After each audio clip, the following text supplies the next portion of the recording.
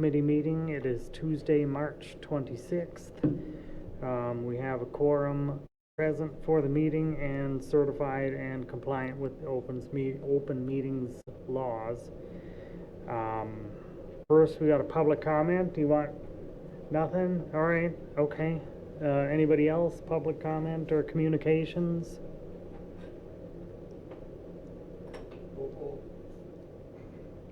True. Dave, you got one in there for the insurance rebate correction? Yeah, just to let you know about an oops. The rebate from CIVMIC for liability insurance, we ended up accruing for it budgeting for it in both human resources and general revenues. And so then compounding it, there was a $9,000 accrual entry in 22 that I missed looking at the balance. Should have written it off in 23, but now I'm having to write it off in 24. So between the 9,000 write-off and the 18,000 that we budgeted in general revenues that we're never going to get, it's a $27,000 swing. So I thought I'd better tell you about my oops. Any questions anybody has? Nope, it's all right, but just to get it all cleaned up and going in the right direction, and Yep. We're good. Thank you. All right, anybody have any other communications? All right, then I would entertain a motion to approve the minutes from the March 12th meeting. So moved. Motion by Greg, is there a second? Second by Lisa. Any edits to the minutes, questions on them? All right, all in favor, aye? Aye. Aye. And are any opposed? All right, Rozzie's abstaining on that one. All right, ayes have it. All right, now our bunch of financial reports, some that we pushed off from the last meeting and additional ones from this meeting. I did not go back and look at the January reports for any additional comments. I also did not include the revenue, expenditure, and balance sheet reports for January because it's outdated with the February report, so I didn't think it made any sense to have them in the packet. Any questions on the January ones at all?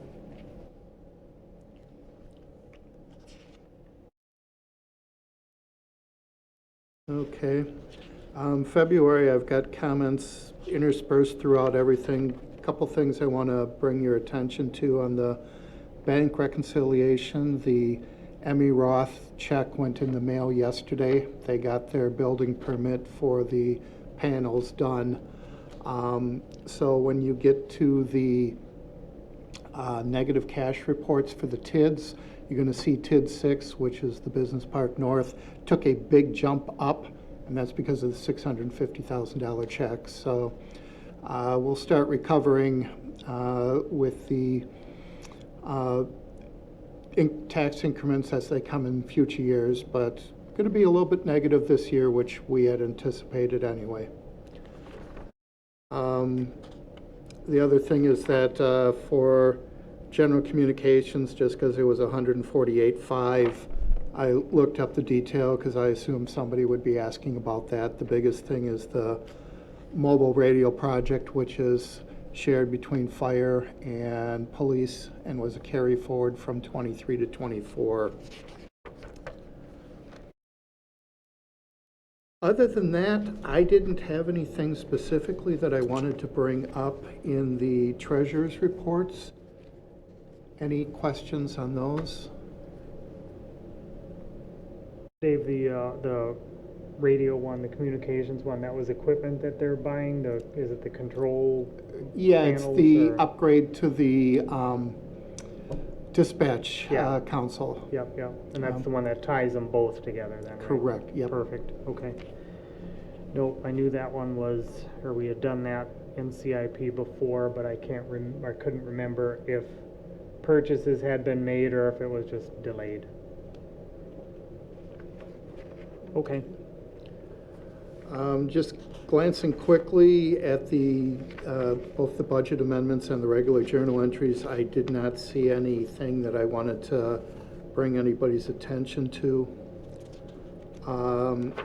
Same thing with the revenue and expenditure reports. I got a couple comments in there,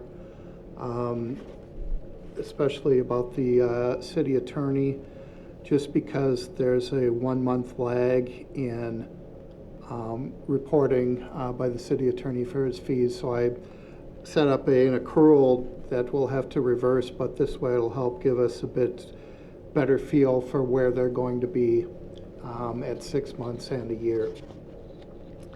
So any other questions on the general fund revenue expenditure reports? Lisa? Could you just remind us that I'm thinking that some of the attorney's fees charged back to developer, or is it just other staff time related to? Yes, if there's a developer agreement, attorney's fees are charged back, like 211 Water Street is currently having it, and STI Holdings. If there are attorney fees for the Affordable Housing Fund for that Greenspire, that gets charged to that fund instead of the city attorney. And the TIDs, tax increment districts, generally have some attorney fees involved in them. So those are put to the appropriate funds for better cost matching, and that gives us help because it's not in the general fund, which is on the tax levy. So, because I was thinking that especially the Stoughton trailers seemed like that involved a long time and a lot of attorney's fees. So, and some of that was maybe on our behalf, but some of that does get charged back to the developer then? Okay. Correct. Just throwing out numbers. If the latest bill from Stafford Rosenbaum was $7,254 for the STI project, they were billed $7,254. Thank you. You're welcome. Okay. Dave, putting that temporary thing in there in the budgeting, do you see that as being any issue, or is that something? Not really. It's not an issue per se because we know there's going to be a lag. I'm just Right. trying to match revenues and expenditures. It'll help when we're doing the budget because we'll have 6-month actual, or at least 1 month of estimated in there. And that'll help us forecast what we're going to have for the current year and then what we need for next year. Because I've got it in an account basically called a temporary accrual. Okay. When we review the balance sheet, we're making sure that we take that out. I think I'm going to be doing something similar for the court system for revenue, but I haven't decided on that one yet. Okay. And that would be like auditors wouldn't look on that as being strange. To be honest, the auditors won't see it because in December, we're going to be reversing the accrual. And so Okay, so it the account balances out. balance will be zero. Right. They're not going to see it per se. So it's basically a holding account for internal purposes only so we have better projections. Got it. And would that be like a standard accounting practice? I'm just saying, if you weren't in that chair a month from now, is someone going to be able to pick up on this and understand what it is? Well, let's say if I get hit by a bus tomorrow, whoever would be replacing me would look at the general ledger, they'd see it, understand it, and whether they want to continue that process or not is another story. That was used at both Dodge and Brown County in their nursing homes to try and get a better feel for where they were going to end up in the year. So it's done to varying degrees. The auditors track capital assets and depreciation on those capital assets. So normally we don't book that depreciation until they give us the entries. So they usually give us the entries March of the following year or so. Right. What I started doing calendar year 22 is putting in estimated depreciation. Sure. so that you've at least got a number in there so that you're not forgetting about it. Because if I didn't have that in there, for instance, EMS might think, oh, we had $100,000 surplus, and then it becomes $15,000 surplus. That was actually practice that was done by the corporate controller for the last dealer group I worked for. So that's a common practice, but Okay. this type of accrual's the same thing, just to get you estimates. All right, just looking for a little, like, some neutral longevity on that Right. kind of stuff, but. And the next person doesn't have to have it, but when it's in there, it makes things a lot easier for projections. Sure. Okay, thanks, Dave. Sure. Any other questions on the general fund ones? And then just No. looking through the other funds, I don't see anything that I really wanted to bring up other than the comments that I had already made and read. Any questions anybody has on the balance sheet or revenue expenditures for the other funds that we typically look at? Oh, you folks are taking it easy on me today. Mm-hmm. Retirement payouts, none. That report's pretty easy to go through. Now we'll get into the fun ones, the actuarial reports. A lot of numbers, and I'm not going to highlight anything to speak of other than, Tim, if you can pull up 9A and go to, it would be page 9, I believe.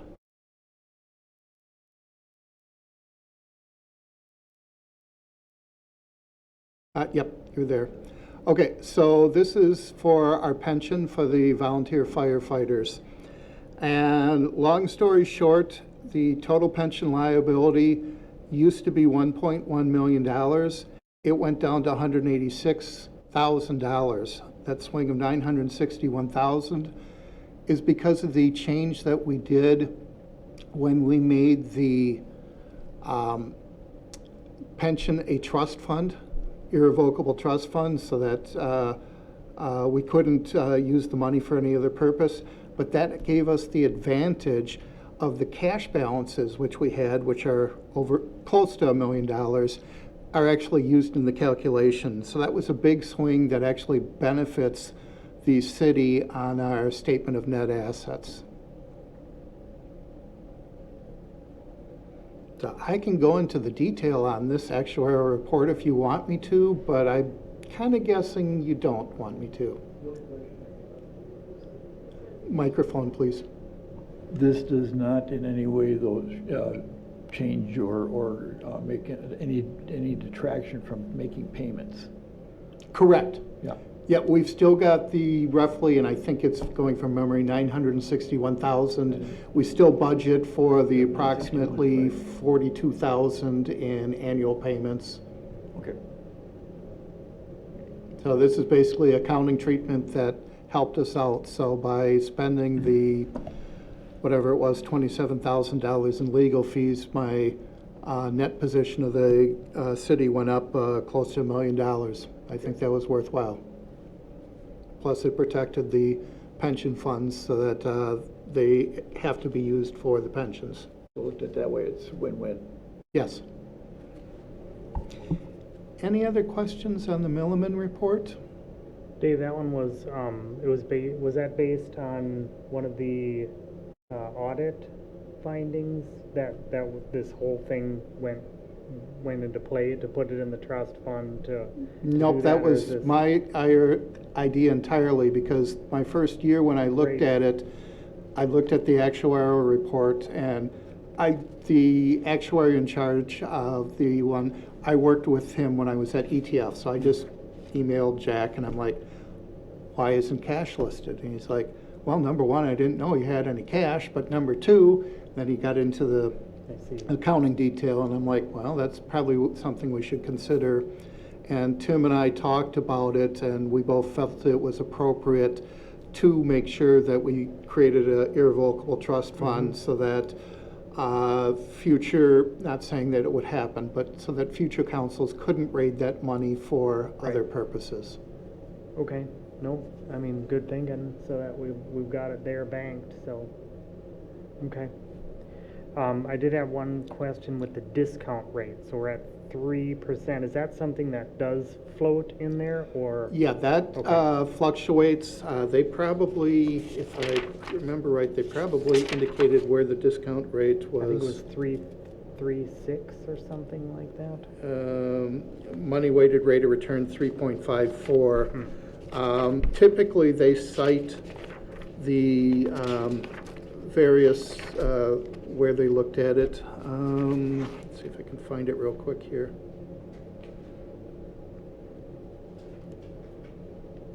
They use the municipal bond rate for a yield index rate for 20-year tax-exempt GO muni bonds with an average rating of AA or higher. So Got yes, it. it does vary depending upon the current interest rate environment. And their 2 and 4% was just like a min-max on there, or? That's actually the accounting standard that says you have to give the discount, the effect of 1% change higher or lower. Okay, So got you're it. always going to see that in an actuarial analysis of this type. All right. Anybody else want to dig into actuarial sciences?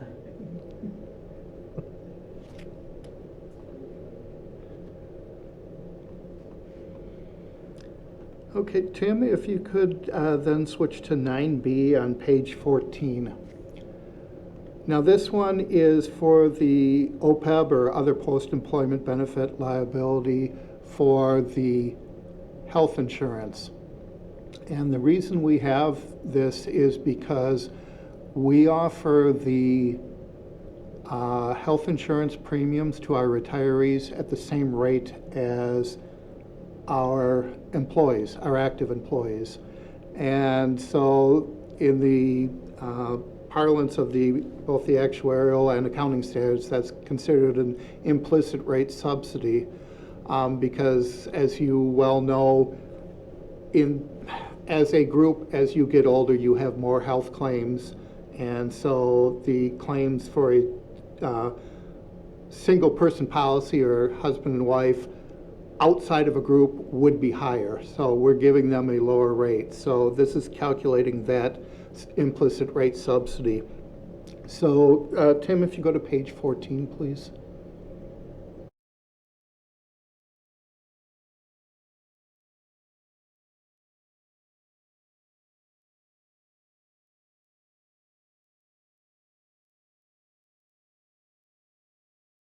Yes, 1.4. Yep, right there.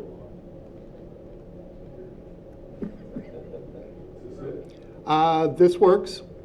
The two figures I want to point out to you, the beginning OPEB liability, just over $1 million, and the ending at 927,000. So it went down approximately 100,000 for the year, just based upon actuarial science and the age of everybody who's taking insurance, that sort of thing. So again, I can walk you through a lot of things on this report if you want, but that's really the biggest thing that we have to look at. So here we had a accounting gain for this. Most departments don't see the gain because they are governmental funds. Excuse me. Emergency medical service, stormwater utility, and the various Stoughton utilities all shared in that $100,000, their portion of it allocated throughout the city. So again, I can get into the details if you want, but I'll open it up to you with any questions you may have.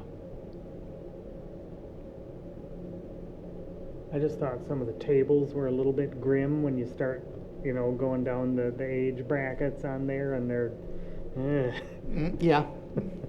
And with a smaller group like we have, those numbers start swinging quite a bit. If you look at this OPEB liability calculation for the state, which includes both state and local governments, a lot more employees, so you don't see as big swings. Right, yeah. Any other questions anybody might have? Okay, I'm done speaking for a while. All right. For at least a couple of minutes, anyway. Sure. Before we get into the next bit. All right, so the next thing that we have up is a resolution that is the First Amendment to payment for municipal services agreement. Bottom line, as part of the, we had a pilot agreement in place, but as they were going through their due diligence, they being the attorneys for all the parties, noticed one change needed to be needed. So the attorneys for the buyers drafted the new pilot agreement. It was looked at by both Stafford Rosenbaum, our city attorney, plus the attorney for the Housing Authority, so everybody's in agreement. All we're basically doing is dotting the i's and crossing the t's here. The reason it's time sensitive is this document has to be on file with the Register of Deeds before the closing.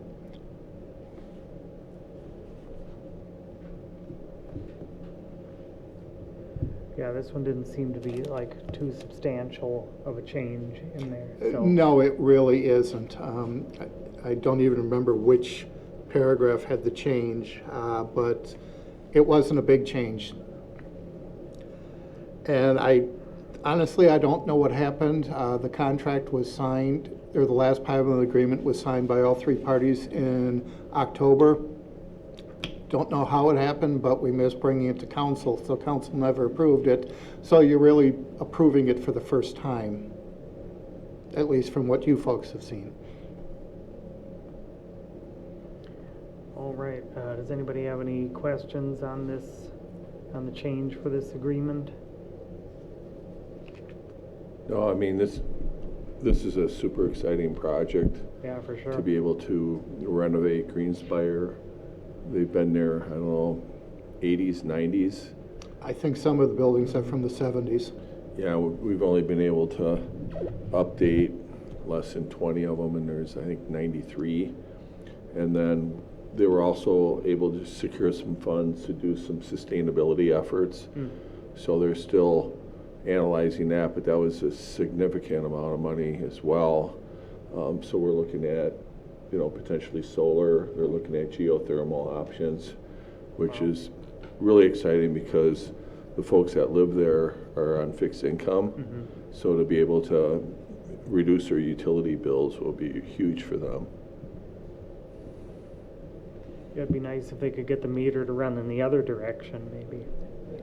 Don't tell Stoughton Utilities that.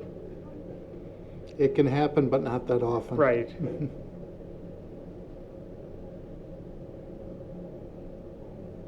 All right, anybody have any thoughts or questions on the resolution? Otherwise, I'd entertain a motion to recommend to council. Motion Second. by Greg and a second by Lisa. Any other questions on this resolution? All right, hearing none, all in favor, aye? Aye. And are any opposed? All right, we'll recommend that resolution to council later tonight. That one is on the fast track. All right, next one up is a resolution for the repayment of debt service fund advance to EMS fund. As we indicated in the resolution, there was approximately 5 years, and I see a typo because I've got 2013 through 208. We'll have to correct that.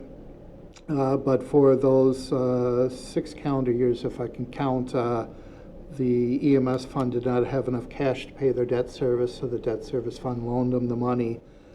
Beginning in 22, a repayment plan was started, and we've got that $30,000 into the 24 budget.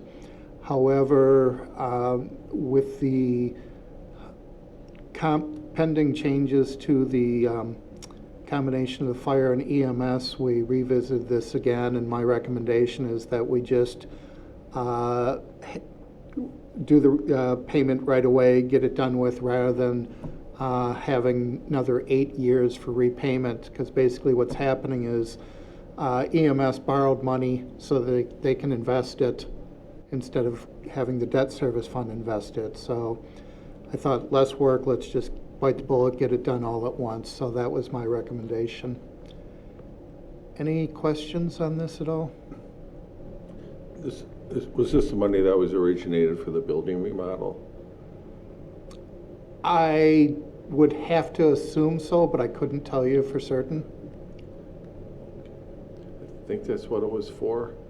And since the city owns the building, you're taking it out of one pocket, putting it in the other, although the EMS is set up as the enterprise fund, but it's really not sustainable because what's happening, like everywhere, the cost of our goods, training, expectations continues to go up faster than the pace of the payback that we get from Medicaid or even the insurance companies.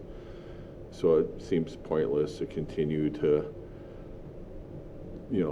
have the utilities or the EMS try to pay off debt. And one of the other things that we're looking at moving forward is on large purchases for EMS, possibly doing those through the CIP process, because they've been trying to put money into sinking funds, and the sinking fund is sinking, basically, is the way I'll put it. So we have ambulances that we'd like to replace them every 5 years. I think the newest one we have is 7 years old, and the other 2 are older than that. We do have one on order right now, and we would look at trying to get another one ordered sooner than later to get it in the queue, because the supply chains are still a few years behind. And of course, the price continues to rise on this stuff. And we kind of believe that long term, we need more, instead of putting money into sinking funds, we really need that for staffing and operations. So that's one of the things that we're going to be looking at doing here in the next budget cycle, and I want to at least give you guys a heads up on that. Those conversations are just beginning internally.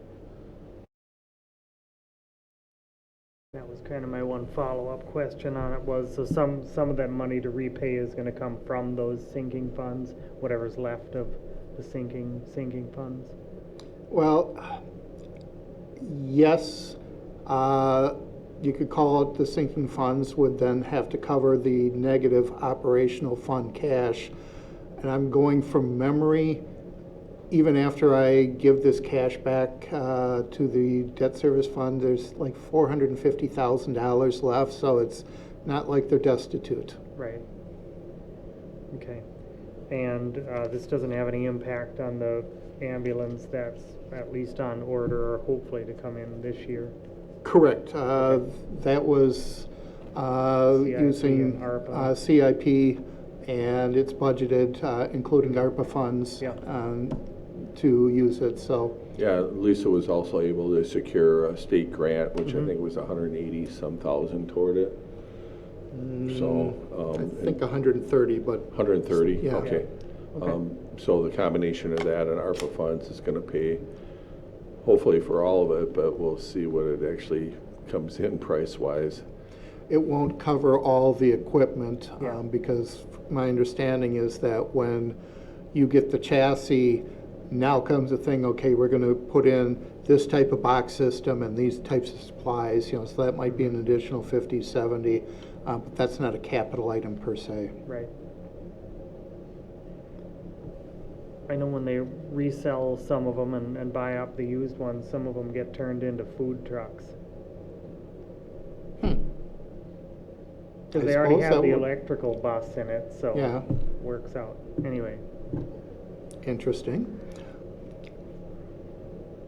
all right. Anybody have any legitimate questions other than my sidebars? Right. All right, I would entertain a motion to recommend this to council. So moved. Motion by Lisa, second by Greg. Any other questions on this resolution or how this is all gonna work out? All right, all in favor, aye? Aye. And are any opposed? All right, we'll recommend that one up to council.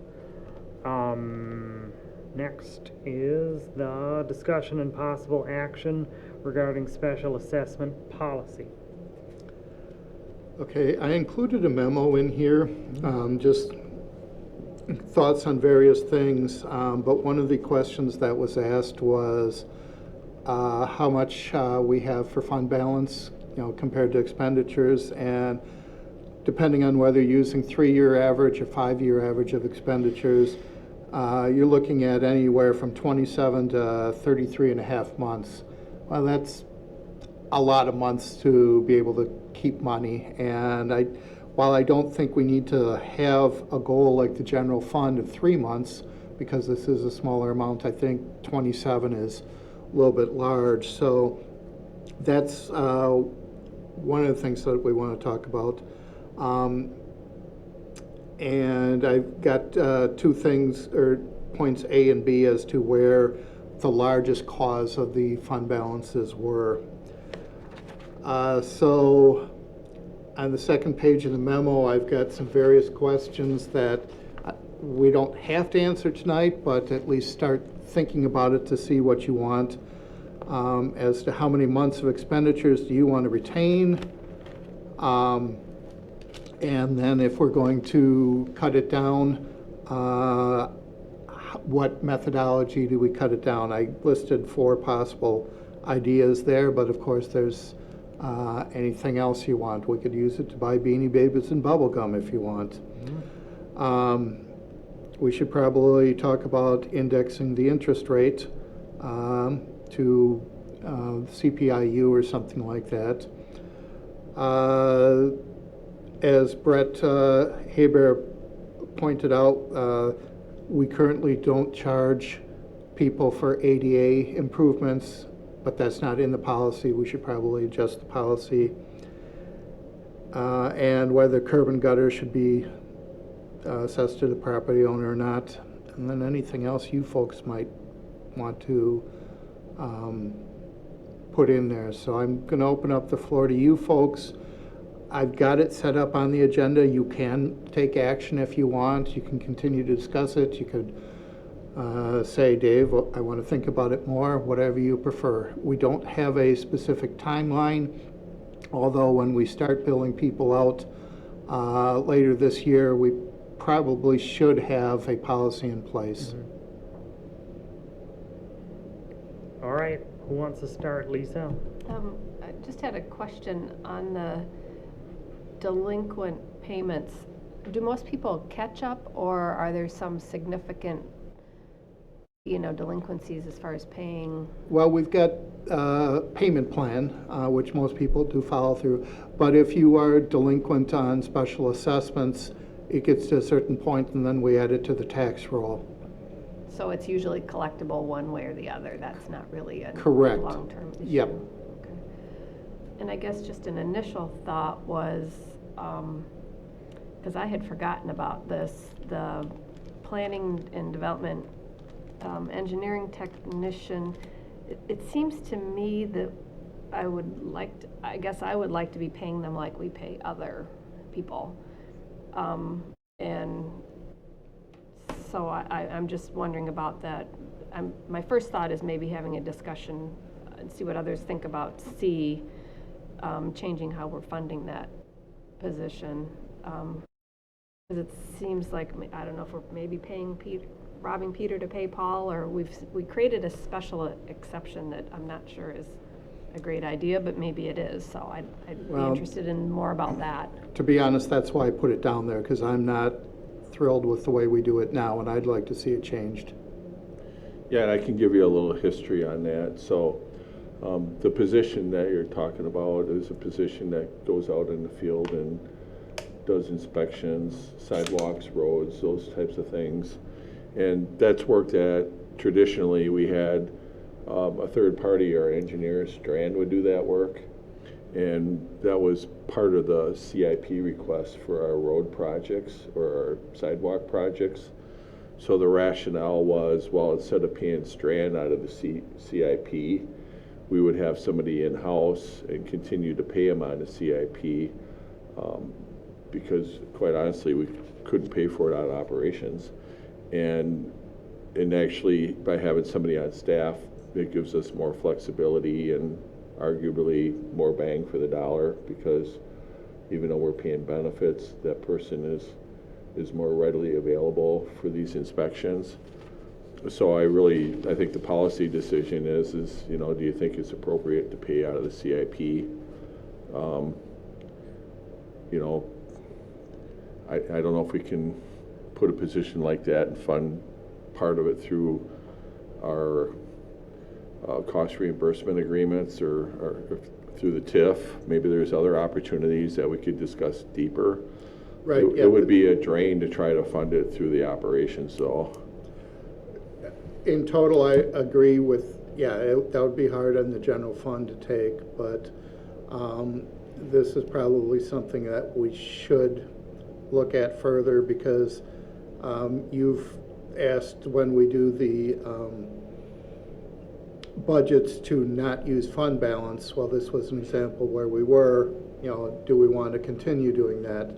I will be honest, the fund balance in capital projects, the construction fund 400, is very large. It shouldn't be that large, so we have to get that down. Now, that could mean we don't bond for as many things, so we've got some other choices out there, but that was just one possible thing that I wanted to throw out there, to see if you want to use special assessments funds to pay for that position in whole or part, whatever the case is. But again, that would be using fund balance.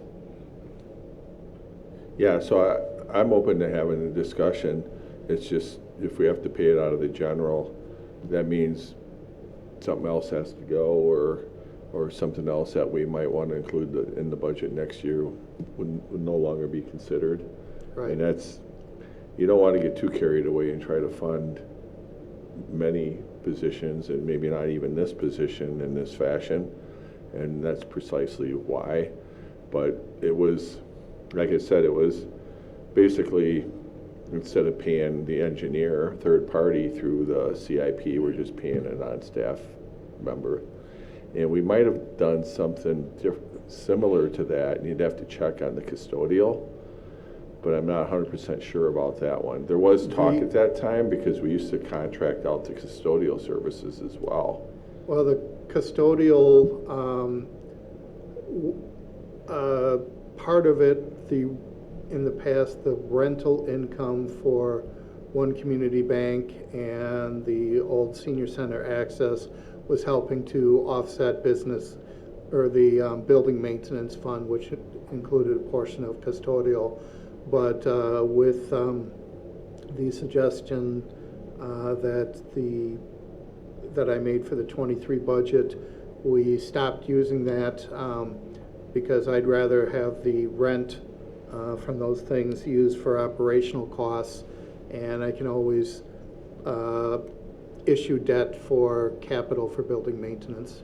Yeah, so maybe the custodial was third party, but maybe it didn't come out of the capital improvement, it came out of the general through the rental income. Yep. Okay, thank you. Yep, you're welcome. Great.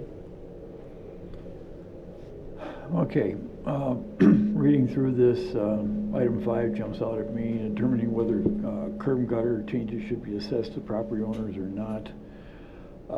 This is something that's been stuck in my craw for as long as I've been on city council. I've always felt that this should be a project, part of the project cost, and not an assessment to the property owner. So if that's something that we can look into, I know before Rodney was dead set against it, talked me out of it many times, and I don't know if there's any financial issues with that. I know there are financial issues as far as the people who are now paying that special assessment.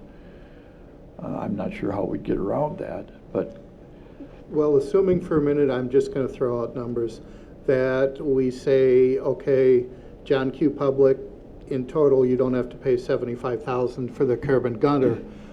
Well, that means that we are going to be issuing $75,000 more in debt, yep, because we've got to pay for it some way. yep. Either that or you reduce the cost of the project by 75,000. Yep, to you less. could reduce the cost of the project, you can use fund balance, that's Yeah. one of the things that I was here. I guess I'm curious, I'm not advocating one way or another, what was Rodney's arguments against? Because he didn't feel it was fair to the people who are paying the assessment now. Okay, and He's right, it's not.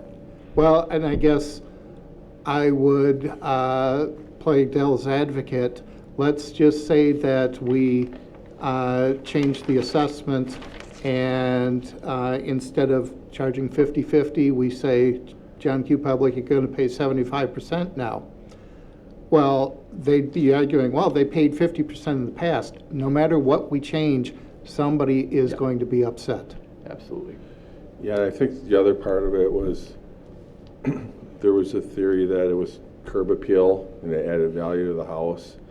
Mm-hmm. And, you know, I kind of hear where you're coming from, because a lot of times the curb and gutter are changed more for stormwater purposes, and so there might be some opportunity in the stormwater fund if we're not already capturing some of the cost.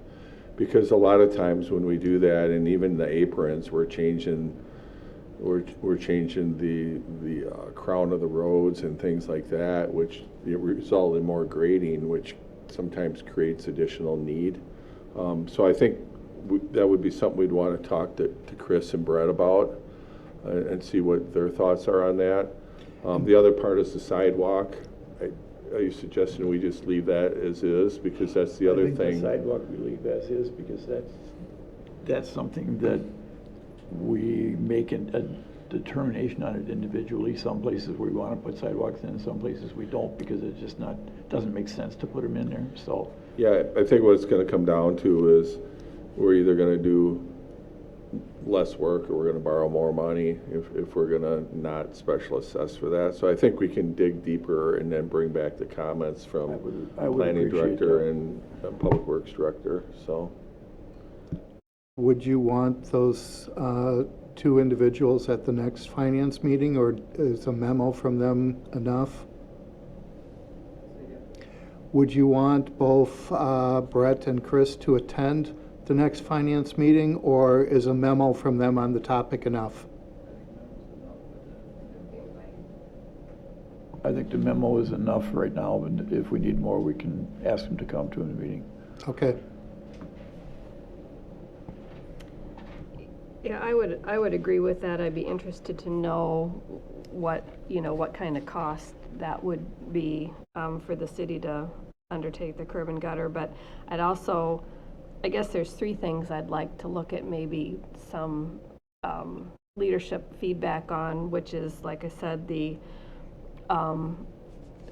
what it might look like if we were to change the funding for the planning and development, engineering, tech, look at an interest rate that's indexed as opposed to what it is now, so we could maybe potentially cut some extra funds that should be hopefully more fair, but also then the curb and gutter cost is, Greg, those are my three initial things that kind of jumped out as worth exploring, to getting some leadership feedback on what that might look like in terms of costs and implications.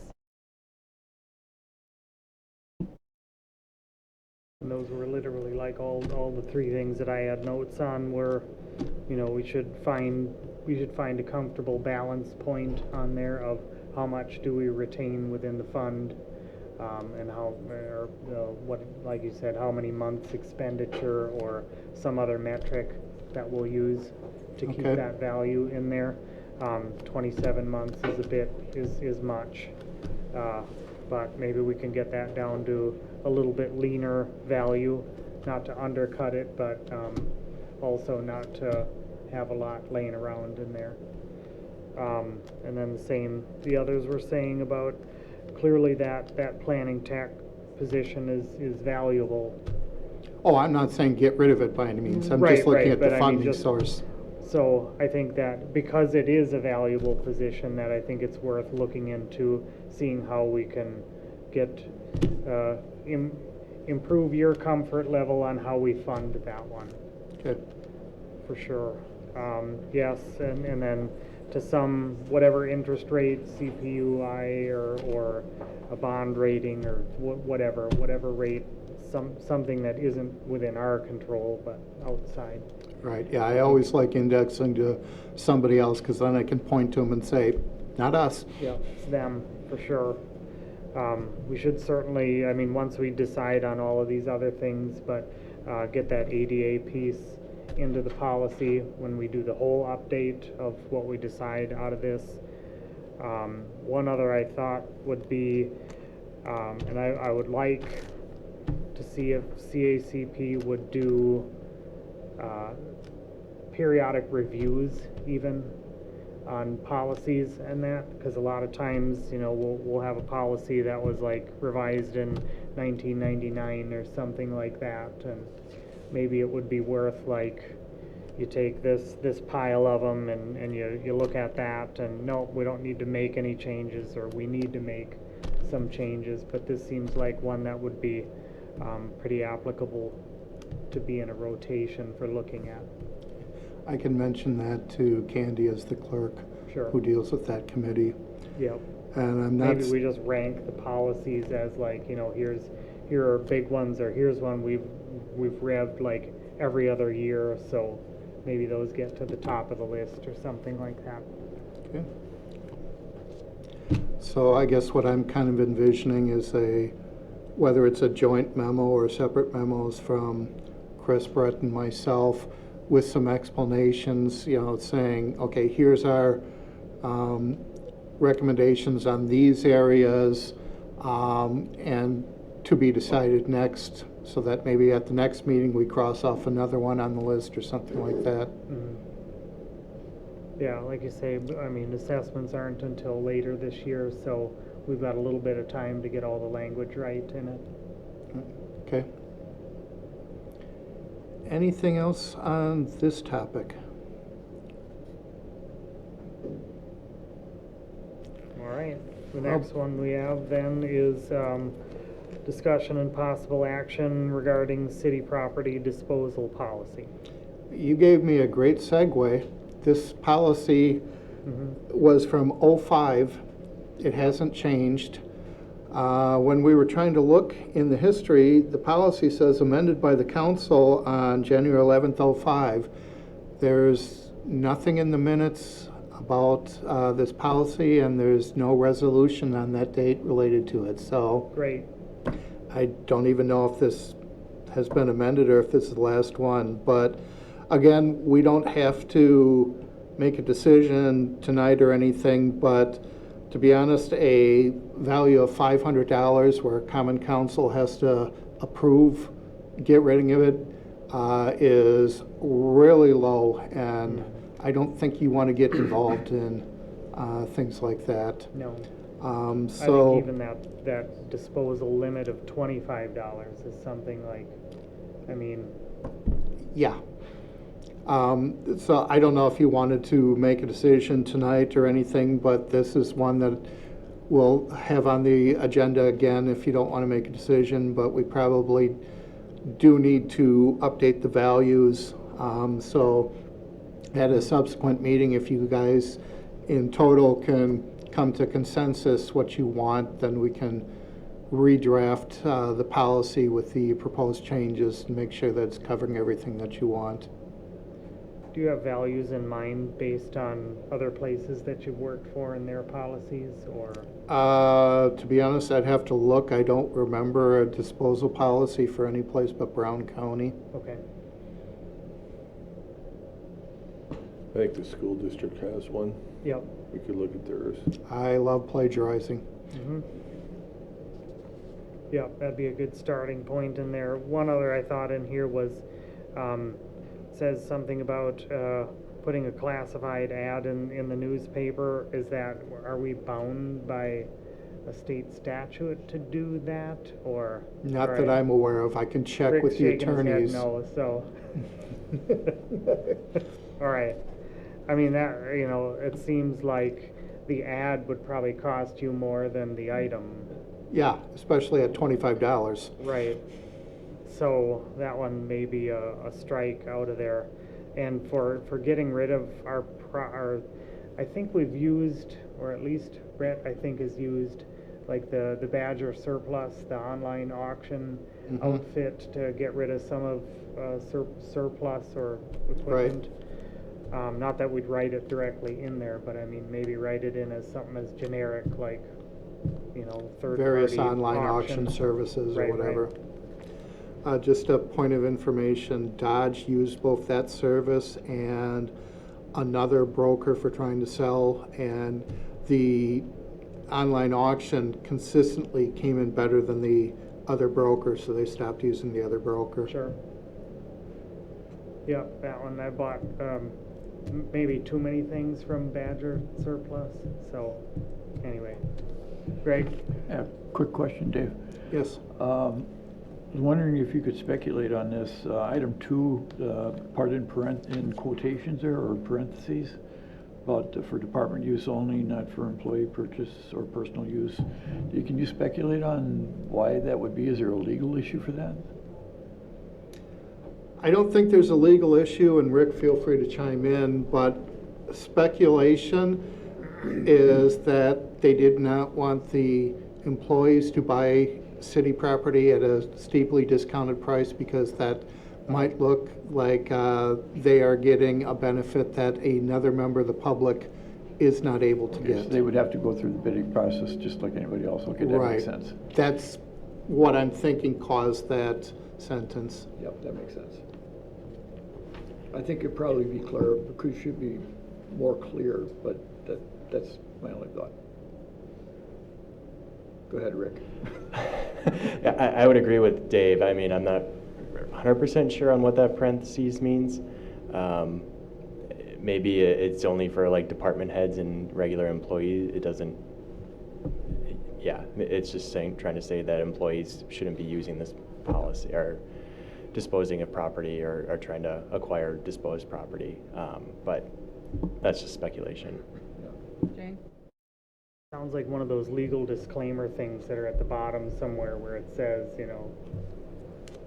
because there was a lawsuit about said thing, that now we have a policy against it. I think that should, Anyway. Yeah, I think that should be cleared up then.